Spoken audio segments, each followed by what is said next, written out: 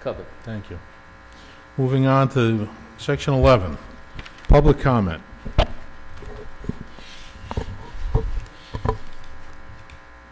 Jeff Swallow, Tarkland Road, Greenville. I'm compelled to speak in front of this body once every couple of years on usually an ugly incident. Tonight is no exception. I'd like to formally ask that Councilman Greg Taco resign from his position. My reasoning is as follows.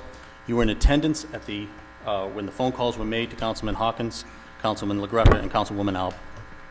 You did nothing to stop these calls. These were vicious attacks on people who did not deserve them.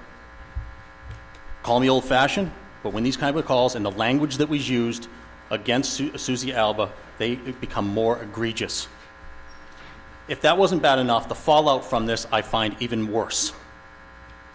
That you, instead of apologizing for, maybe if you didn't even do anything, you owed an apology to say, I'm sorry they happened, even if you didn't do anything. Instead, you go on the offensive. You refuse to provide a statement to the police, and then you immediately lawyered up.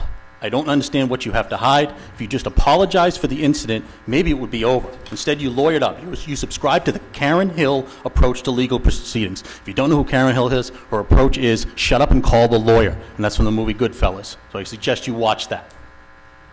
Okay? Your recent statement, let me read it, and I quote. The charges brought against Mr. Wright, Stephen Wright, were politically and viciously driven. I am not happy about what happened to Mr. Wright and his loved ones. It was politics at its worst, and ugly politics serves no one's best interest, especially here in our beloved Smithfield.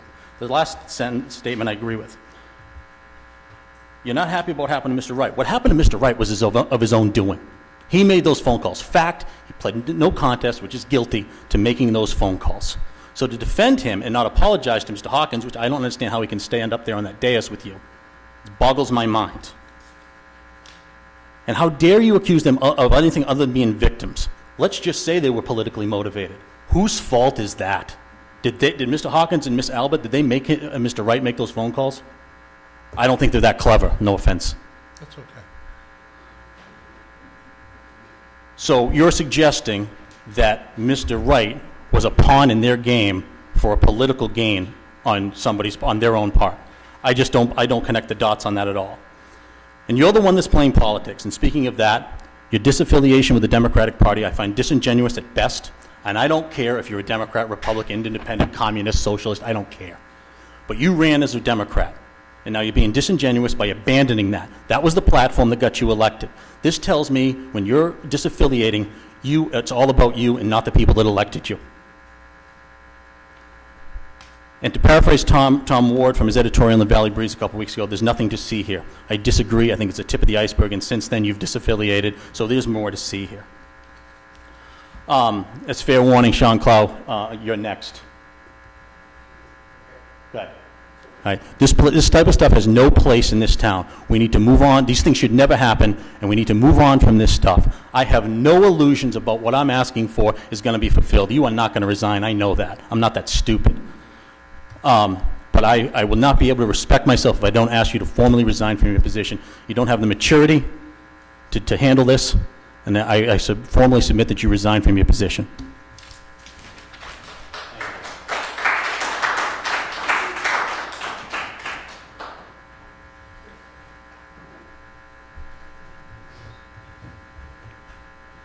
Hello, John Conlon, 12 Lakeview Drive.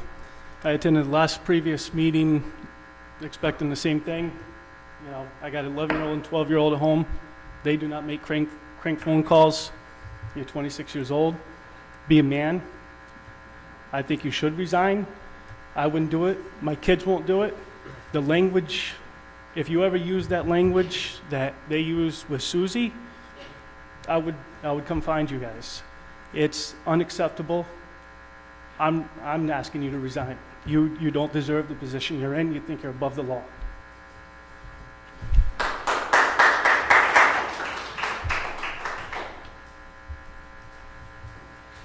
Hi, my name is Tammy Gilmain, 23 Hattie Avenue, Greenville.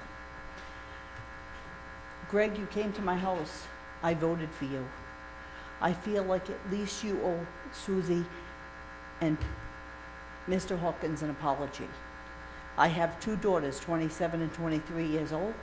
If it was done to my daughters, I would have been all over you. I would have went postal on any one of them if they did that to my children. And I just feel like it was disrespectful.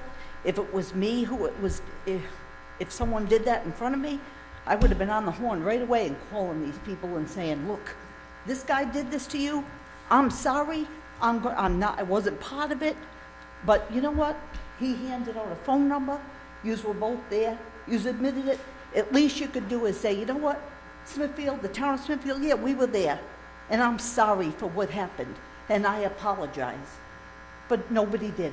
It's like, oh, lift the rubber. Let's just sweep it under there. Well, it's not right. Your town council members, your school committee members, your zoning board members, you're supposed to be respectful. Not put make the town of Smithfield look like idiots again. We've had a lot of bad things happen in our past, and we don't need it to happen again. I voted for you because I thought you could be respectful. I've lost all respect. Thank you.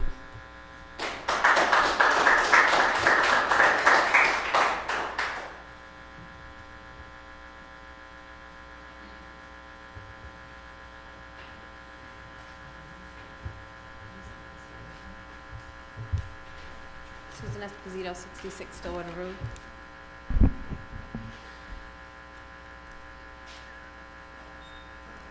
I just want to talk about the same incident. I'm really appalled that no one could get a grown man, an appointed town official, to put his phone away and stop making harassing phone calls and sending text messages to Mr. LaGreca, Mr. Hawkins, Mr. Galone, and Mrs. Alba.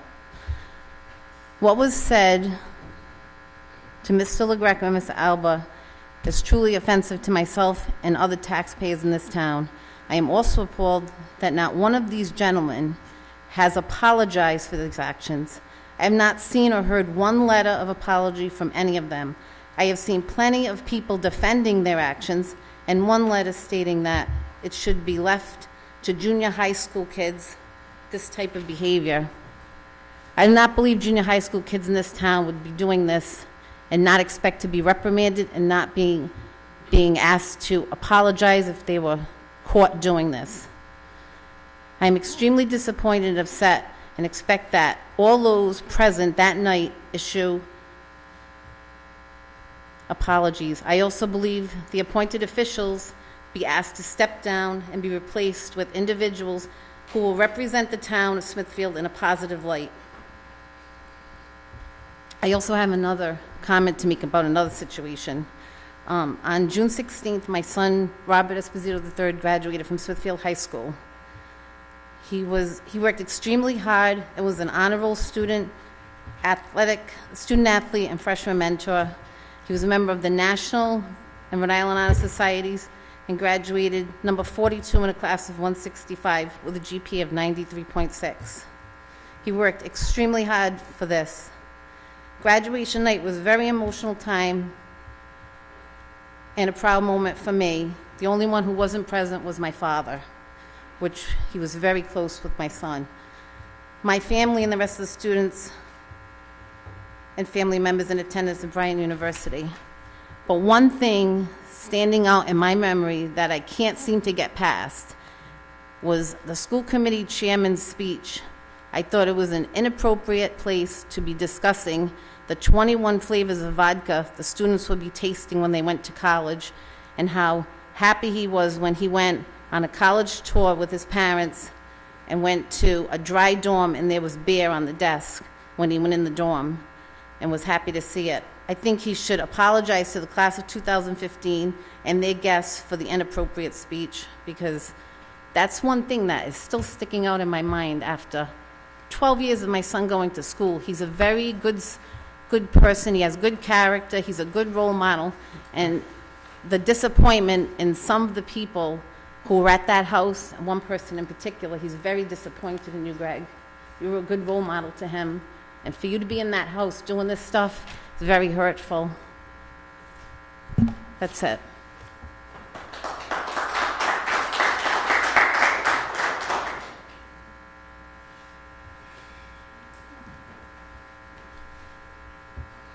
I don't have a speech, and I wasn't really going to speak. but I've been coming to these council meetings for a while, and there's been some battles in this room when we started with the fair zoning. And I have friends of mine, Mr. Despres, Mr. Constantino, who have battled in this room with guys on this board and guys on the zoning board, and I don't know this Wright. Is it Steve Wright? Jeff Wright? What is it? I don't know him, but we got to put this to bed. And we're like the laughing stock of Rhode Island here with this childish behavior that's going on. But when some of these developers have issues with either zoning or council members, I've seen them stand in this runway here and battle it out. But no one made phone calls. No one called people names over the phone and this and that. So I think that we have to put this to bed. We got to get Smithfield back on the right track. Sometimes things happen in Smithfield that are out of our control, like what happened today at Bryant. So we're in the paper today, but there's nothing really none of us could have done about that. What happened here was self-inflicted, and we don't need this kind of publicity, and we got to grow up and put this to bed and move forward.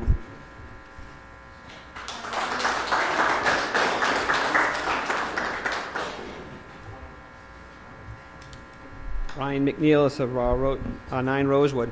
I couldn't possibly agree more. Many people in this room will know me. My family has roots that go back to the 1940s. We came here from Providence because we wanted to get away from politics as usual. I've always been interested in policy, and I've always had an interest in serving this town. The first time I had an interest that sparked in me was the fight for against the Home Depot Mall. My twin brother and father, who are in the audience, and I know they got a laugh earlier today, we were one of the chief organizers against that. And from that point on, I had interest in serving, even on this council. I'm here for a reason. The reason is we can't lose sight of what the best interests of the town are. And to do that, we must get rid of negative politics. Put simply, this is a distraction from business getting done. The taxpayers and the students of this town depend on a well-functioning council and a well-functioning school committee to be able to conduct business.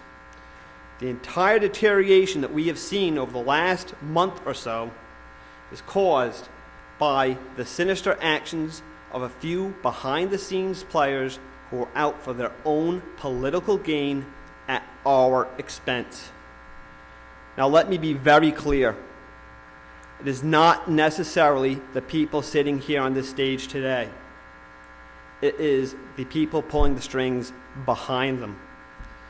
We know who the party leaders are. You know, if you are wide in this town, you know who I'm speaking of. What happened here started with the manipulations that resulted from the loss of control of the council. But let's call it what it is.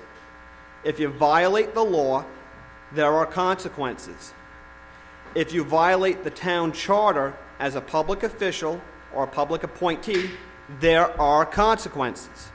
I ask you, I ask the town and the voters, everybody listening, that we must rid ourselves of this negative politicking and then restore the focus back onto what is in the best interest for the town.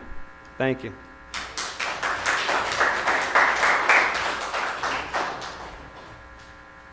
Ken Orabona, 21 Pleasant View Avenue. I wasn't going to speak tonight, but sitting here and listening to other town members speak and ask for resignations and seeing the smug look on someone's face, the rolling of the eyes, the smirks, it's totally appalling. I volunteered for the planning board. I was appointed by the town clerk. I took the oath, and because I care what happens in this town. I live in the town since 1974. My kids grew up in the town, graduated from the schools, and I completely I am totally disgusted by their acts. Whoever's on the zoning board that was part of this should resign. Town Councilman Taco should resign, and so shouldn't School Committee Clough. Thank you.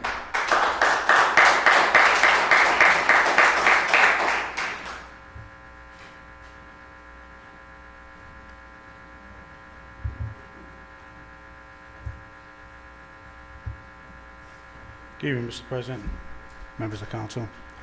My name is Steve Taco, Swan Road. I am the father of Greg Taco. As I listen to everybody, I guess I'm going to listen a little bit differently as a father. That's probably each and every one of you would. Maybe it's time for some straight talk in the town of Smithfield. Looking at my son, is it a smirk? Is it nervousness?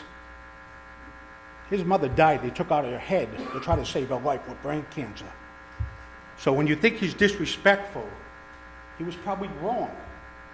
He was probably wrong. Okay? But was it a mistake if that's what he did?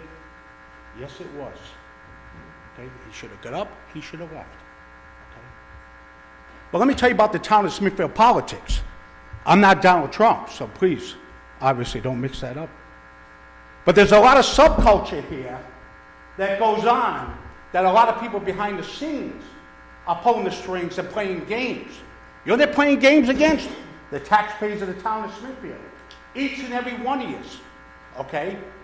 And I'm going to disclose that today, in this report from the Observer, I announced my candidacy for state senator against Stephen Archambault. And I will forward why I'm running against Stephen Archambault and who I think Stephen Archambault truly is. There's other individuals involved in politics in this town who are self-serving, who are selfish, have agendas, and they don't care about you, the taxpayers. They can tell a good story. Oh yeah, they're concerned about you. Let me tell you what goes on behind the scene, I'm going to expose it, because the truth has to be told. There's 21,000 people in this community who deserve the truth. You go to work, you got to raise a family, you try to survive, you try to do everything with your children, and guess what? You're getting shortchanged by this town and the way we operate because of the games we're playing behind the scene. We got a solicitor here, okay? Let me tell you, I'm going to expose that. We pay more solicitor fees than the town of Lincoln. The town of Barrington pays $115,000 a year. You know, we paid our prosecutor so far this year, Stephen Archambault? $100,000. Who's watching the treasury for the town of Smithfield? We need a full-time solicitor. You want those lights in Whipplefield? Guess what? They don't have to come after the taxpayers' dollars. They're right there in the solicitor fees. We're playing games. Everybody's got a treasury that they're living off of the town of Smithfield, living off the people here. And there's a lot of other things going on. And I'm going to expose that for you, the folks of Smithfield. And you decide if it's the truth or not the truth. You decide if you're getting shortchanged or not. So I guess at the end of the day, I'm not going to waste your time. I'm going to just tell the truth. I'm going to put it out there that you folks decide what you want to believe, what you don't want to believe. But let me tell you, the subculture that goes on in this town, in the politics, and the Democratic Party is embarrassing, okay? And they need to be exposed for who they are. So you can say it's disingenuous for Greg Taco to be elected as a Democrat. Maybe there's a reason why he left the party.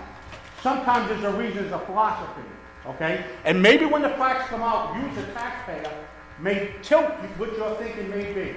That's still your prerogative, and I wish you well with that thought. So at the end of the day, folks, I announced my candidacy for state senator. Obviously, it covers Smithfield as well as North Providence and Johnston. I will fully disclose what I'm telling you. I'm asking a federal agency to come into the town of Smithfield and look into what's going on. And they're going to come in here and look. You know what they're going to look? To make sure the taxpayers in Smithfield are getting what's right and what you deserve. Thank you very much. Have a wonderful evening.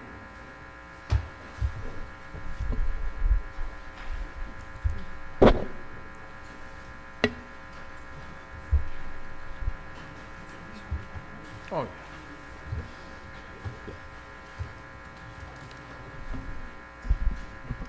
Council members, Sean Clough, School Committee Chair, 12 Brayton Road. Everyone here tonight. For those of you who don't know me, I am the chair of the Smithfield School Committee, a proud resident of this town, a Republican, a Catholic, a former Boy Scout, a son, and a brother. I'm a volunteer with the Special Olympics and the president of an organization that educates people about those with intellectual disabilities and awards scholarships to deserving high school graduates. When I decided to run for school committee in 2012, I had two reasons for doing so. My brother and one of my friends, Derek Crosby. Both have an intellectual disability, and both are the reasons why I decided to walk door to door for an entire summer and much of the fall to talk to people about the state of our schools. It's for these two very special reasons that I stand here today and am proud that I have been able to serve them and all the children and families of Smithfield as an elected representative of the people. Recently, two individuals on this council, Mr. Hawkins and Mrs. Alba, have stated publicly and unequivocally that they have lost confidence and trust in my leadership and my ability to serve. They do not claim to have lost faith because I did anything wrong, because as the record shows, I was not involved in the immature activities of a 48-year-old member of the Democrat Party, but rather they claim to have lost faith because of, quote, guilt by association, which many of you, unfortunately, have done tonight as well. That is an ad hominem logical fallacy used to appeal to our basic emotions and not our higher reason. I challenge everyone here to think for a moment and remember a time when you were at a party, social gathering, or other event when someone who may have done something stupid. You may not have even known what was going on. Indeed, you may not even found out what was done until several days later. Are you responsible for their actions? Absolutely not. The answer is no. I have always held myself to the highest degree of professionalism and transparency while serving on the school committee. I ask the residents of this town and these town council members not to judge me based on the actions of another person, of which I have no control over, but instead to judge me based on my votes taken while I serve on the school committee. What Stephen Wright did and allegedly said was wrong, but to make comments like both Bernie and Susie have, to attempt to involve other elected and appointed officials for the sole purpose of making a mockery out of town government and to further personal political agendas is a travesty and an insult to the voters of Smithfield. More importantly, I ask, how does having inflammatory remarks in the press and sending behind-the-scene demands for resignation help solve the budgetary problems throughout this town? How does that help educate a child? Does wasting time and energy on this non-story help police and fire protect our residents? Does it better relationship with Bryant University? Does it correct the tax imbalance we have in this town? It does none of these things. Some people want to use the town council chambers as a pulpit to meet political ends. I refuse to have any further part of it. I will continue the great work I, Kelly Heenan, Virginia Harnois, Rosemary Cipriano, and Brent Barrows are doing on the school committee and on behalf of the residents and school children of Smithfield. Thank you. Introduce myself again. If you would. Jeff Swallow, Greenville. I expect our leaders to be stronger than peer pressure.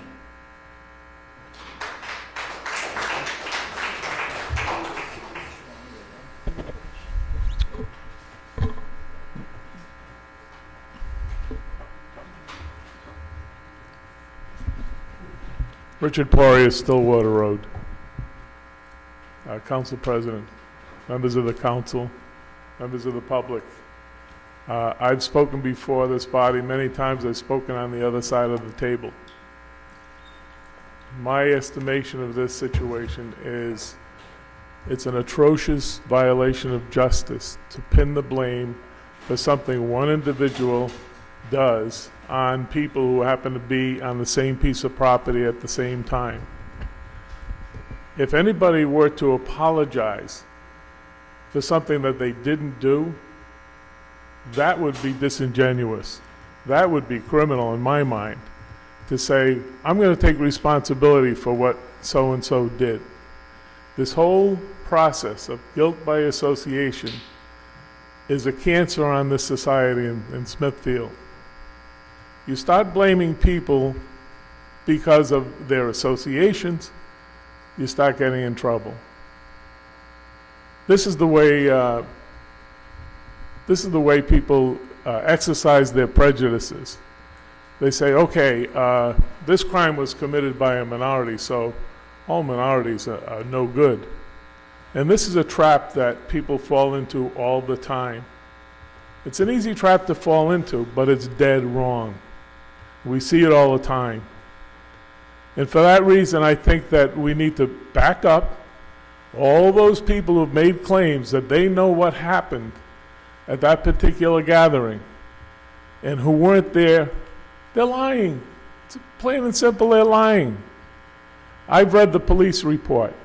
I've read every letter to the editor, as far as I know, and I even wrote one of my own, but it wasn't directed at this particular incident. It was a character letter. But in any case, the bottom line is, I've seen people make charges. They did this. They didn't do this. They didn't stop this guy from doing this. You have no idea what was going on at that gathering. So how can you make that judgment? You can only go, like the police did, based on the evidence that was presented to the police department. Otherwise, you're assessing guilt by association. It was a situation where a Democrat made phone calls to other Democrats and one Republican, as far as I know.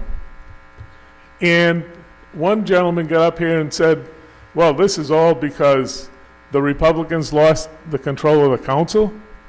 Are you serious? Are you serious? A Democrat visiting the home of a Democrat makes a phone call to two Democrats and one Republican, and the two Democrats file a complaint. And this is all about the Republicans losing control of the council? No, sorry. Sorry, it doesn't pass a smell test. So I would just say, the one thing I agree with is Mr. Tokarian, it's time to bury this. This is a dead issue. The person who was held responsible agreed to that he was responsible, and as far as any other calls for resignation, it's pure political BS. Thank you.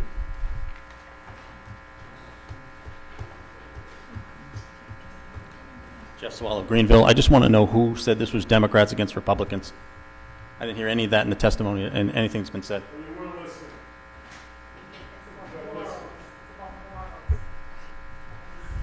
This might be the end.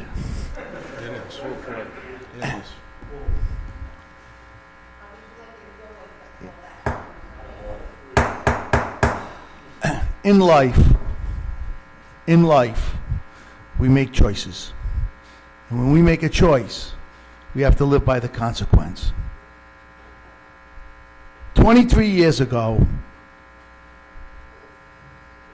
I got a phone call at 11:30 at night. And this gentleman called me up from a phone booth, and he was in a suit. And he was at a class reunion.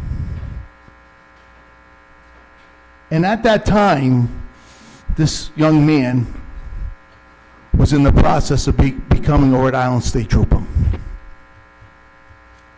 And when I went to go pick him up, by the way, it's my brother, he was standing in that phone booth in a suit. And I picked him up and I said, David, what's going on? Like, this is kind of odd.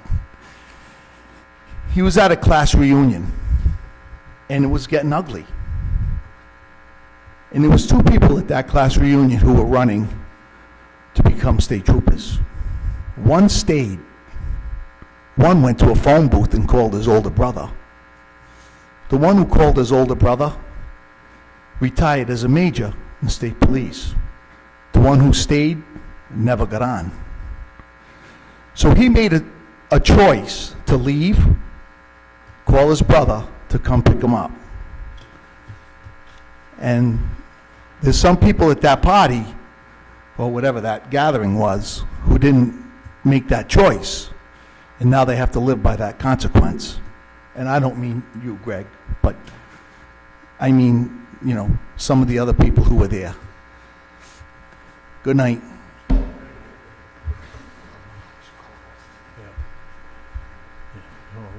this doesn't have to do with Republicans or Democrats. It has to do with being moral, respectful, and not calling anyone in the middle of the night a C word. And I want to know if anybody was here, was called, their wives or daughters were called in the middle of the night a C word, if they would think that was so nice. It's very disrespectful. And they should apologize, or they should step down. If they don't have the balls to apologize, step down. Thank you.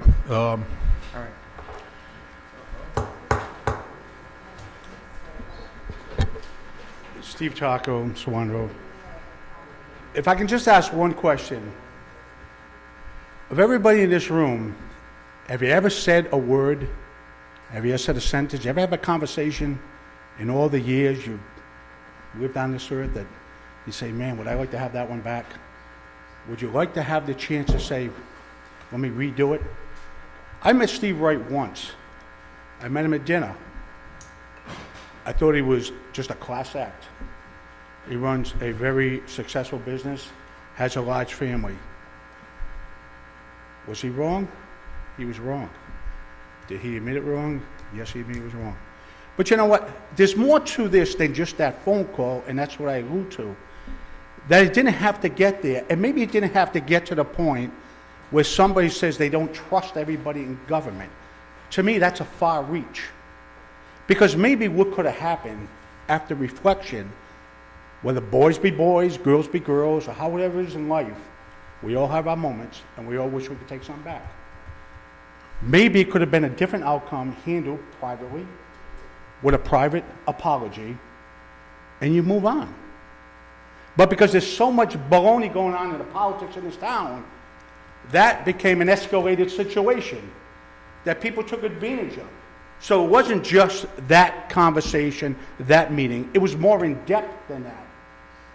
And that's what you're going to find out, the depth of what goes on. And that's why I alluded to earlier. But I just had to say this. He has a family. He has a wife. How do you think it impacts them? Yeah, oh yeah, the husband made a mistake. Oh yeah, if he didn't do that, and I agree with Gary, yep, we have choices. But sometimes even our choices, we wish we could change, or they're not the best of choices. And that's why there's confessions, that's why we have friends, that's why we have parents. We talk to people about things that maybe we do wrong, or ask for advice, or how to change things. But it's too bad what happened to Mr. Wright and his family and his kids. Because they have to live with this outburst that maybe didn't have to be such an outburst and a calling for resignations and everything else. It was just all window dressing, and that's unfortunate. Because it can happen to anybody out there in any situation. A wrong situation can be remedied, but it doesn't have to take on such a life that destroys a lot of people unnecessarily. Thank you.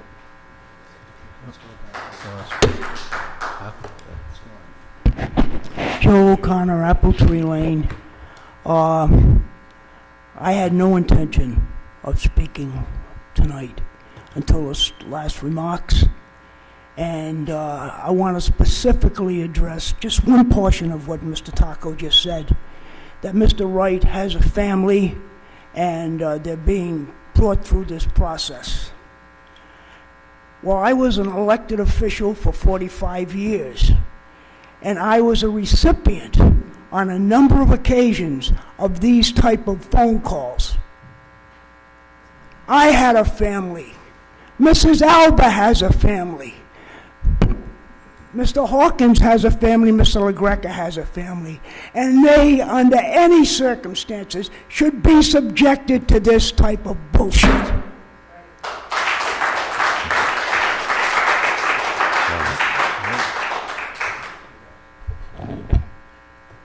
Just a couple of comments, and they'll be extremely brief.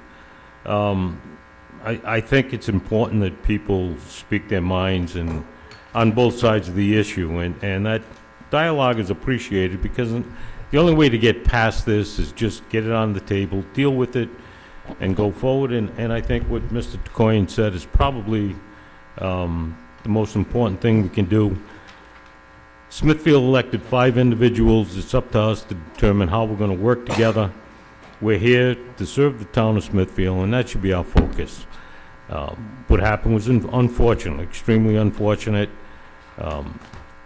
the gentleman who did it resigned, and I think it's important for us to deal with the issues in Smithfield right now that we're facing, because for the last month, this issue has sucked the air out of the room. I don't think this council should spend any more time on it, just a personal opinion, and I was one of the ones on the receiving end of several of those phone calls, so I've made mistakes in the past myself, I'm sure, and I think I know Mr. Wright a little bit.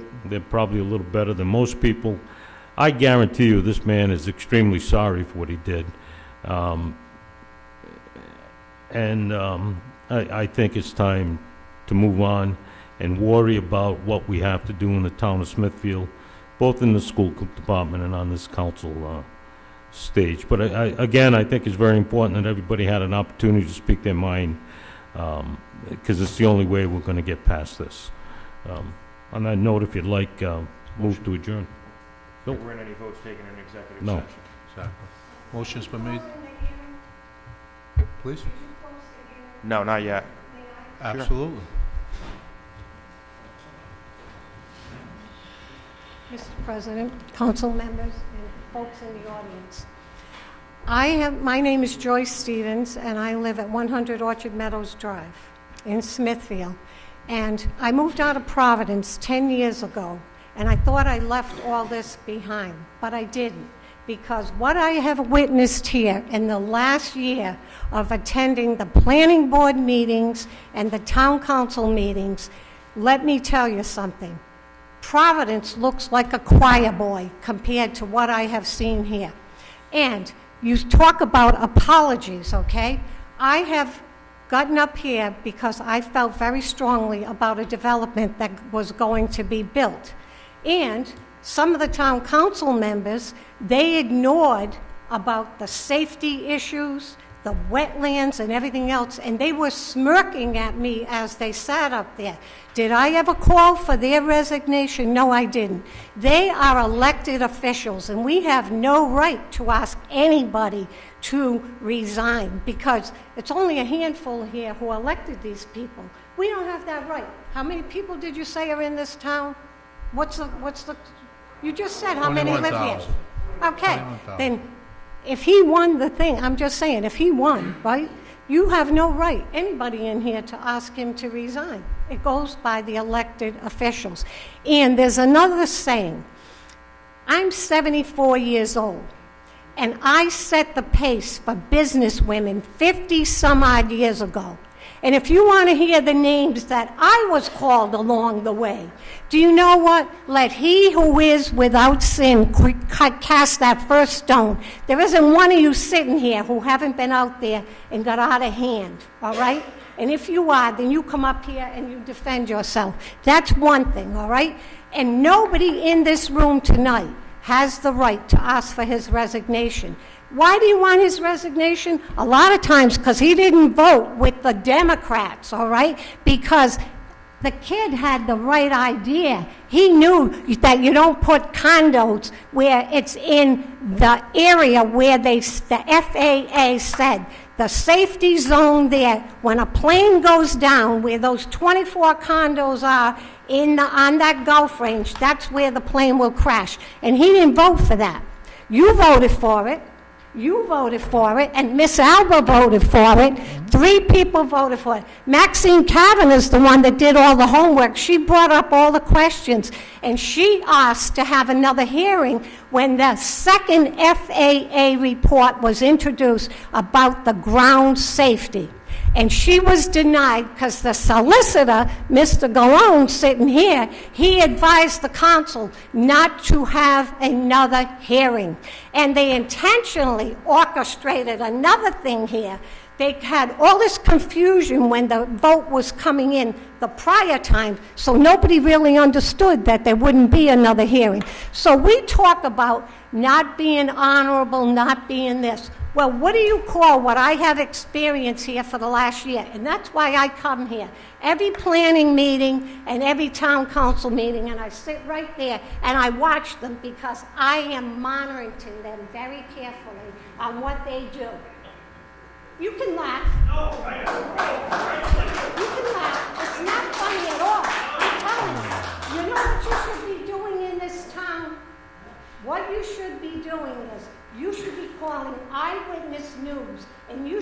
him do an investigation of what's going on in this town. I'm telling you, because it's not right. You're worse than Providence, and that's pretty bad. I mean, and not only that, another thing, do you know in this room that this kid did not get a job that he applied for?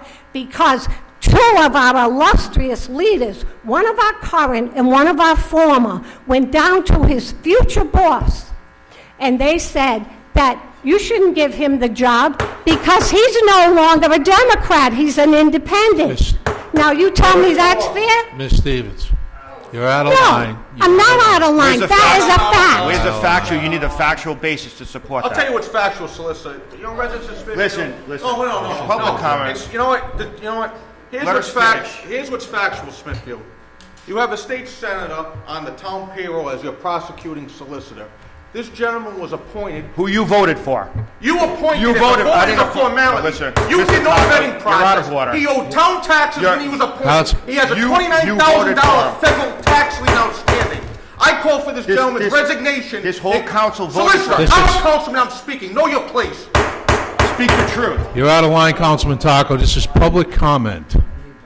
And the This is same public. prosecuting solicitor prosecuted your brother, Mr. President, after he great. assaulted his wife. Who was accused of assaulting That's his wife. inaccurate again, Mr. Taco. Well, Mr. Taco, you It's better inaccurate. understand what you're talking Protecting him. about. He I don't told you protect on the day of the anybody. election he was going to bill No, $100,000 he a year didn't. to Mr. be the Taco, prosecuting Mr. solicitor. Taco. And he's on track to do that, solicitor.